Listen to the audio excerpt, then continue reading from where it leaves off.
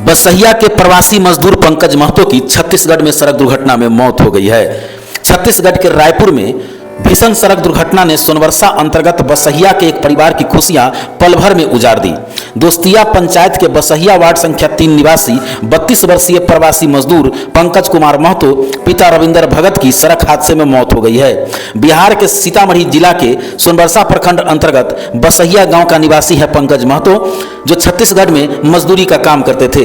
हादसे में उत्तर प्रदेश के बलिया निवासी उनके एक साथी की भी जान चली गई है। बताया गया है कि पंकज कुमार महतो छत्तीसगढ़ के सरोरा रायपुर स्थित मां कोदरगाड़ी प्राइवेट लिमिटेड नामक होम पाइपलाइन कंपनी में कार्यरत थे।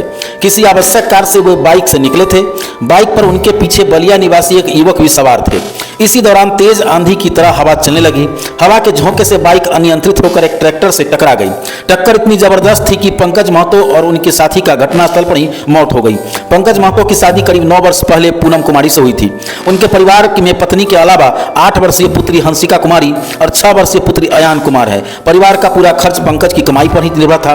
गांव में उनके पिता रविंदर भगत एक छोटा मिल चलाते हैं, जिससे थोड़ा बहुत सहारा मिल जाता था, लेकिन अब परिवार के सामने रोजी रोटी का गंभीर संकट खड़ा हो गया है। 8 सदस्य समाज सेवी बलराम कुमार बताते हैं कि मृतक की मां मंजू देवी, पत्नी पूनम कुमारी, पुत्री हंसिका, पुत्र आयान तथा छोटे भाई मनोज कुमार उर्फ विकास का रो रो कर बुरा हाल है। गांव में मातमी सन्नाटा पसरा हुआ है। परिजनों और ग्रामीणों के बीच सबसे बड़ा सवाल यही है कि अब इन 2 मासूम बच्चों का भविष्य, युवा विधवा की जीवन और पूरे परिवार की गाड़ी आखिर कैसे आगे बढ़ेगी। पंकज की असमय मौत ने परिवार के सामने ऐसा यक्ष प्रश्न खड़ा कर दिया है जिसका जवाब फिलहाल किसी के पास नहीं है। प्रवासी मजदूर बाहर में इसी तरह जान गंवाते रहे हैं, कभी सड़क हादसा में, कभी किसी बीमारी के कारण।